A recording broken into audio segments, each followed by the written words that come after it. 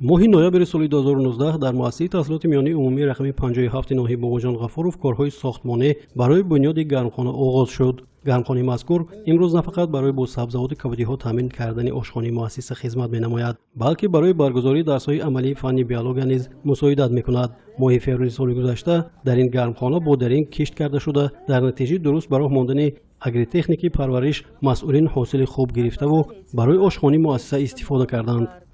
ماه آگوستنده من چناگو ریدیسک تورپ من برای آشخانه زیلینا همش شیناندیم تا همین چاقه من استفاده بوده استادیم برای همین آشخانه مؤسسه پیشبری مقصدی ما همین که من فن بیولوژی بچه ها همشون در آمده همین یاد گیرن آینده من کارتوشکه و یا چخیل شیناندن چخیل زیلینه و کنه من معلم بیولوژی نگمت و درسون گذشته همین جای و کرده نیست.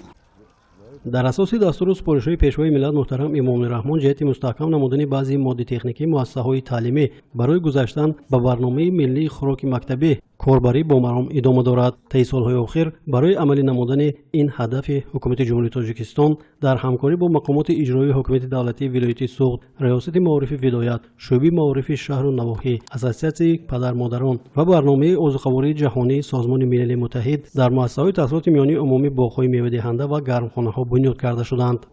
با کمکی آموزگاران و والدین مؤسسه ما این گرمخانه رو به استفاده دادیم.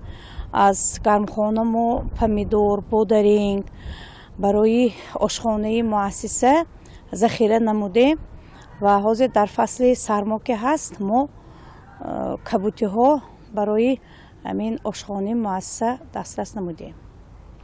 ما با اساسگذاری صلح وحدت ملی پیشوای معظم ملت منتداری بیان میکنیم که چنین گرمخانه را برای اهل آموزگاران و خوانندگان مؤسسه بنیاد نموده.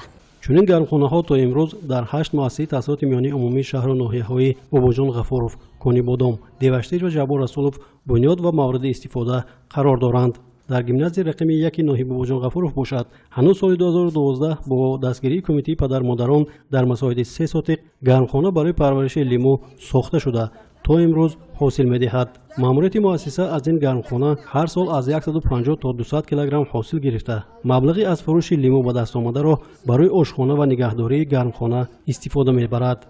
گرمخانه‌ای که حاضر ما حضور داریم حدود 3 سوتق میباشد، 12 بیخ لیمو پرورش کرده استادیم. در حالت اگریتکنیکی نگاه کردن ما سال‌های هست که تا 150 200 کیلوگرم لیمو گرفتیم و حرکت میکنیم آینده با دوام دیم کار را. هدف اساسی بنیاد باغ درختان میوه دهنده و گرمخانه‌ها در مؤسسه‌های تعلیمی مستحکم کردن بعضی ماده تکنیکی مکتب‌ها برای زینه به زینه گذاشتن به برنامه ملی خوراک مکتبی میباشد.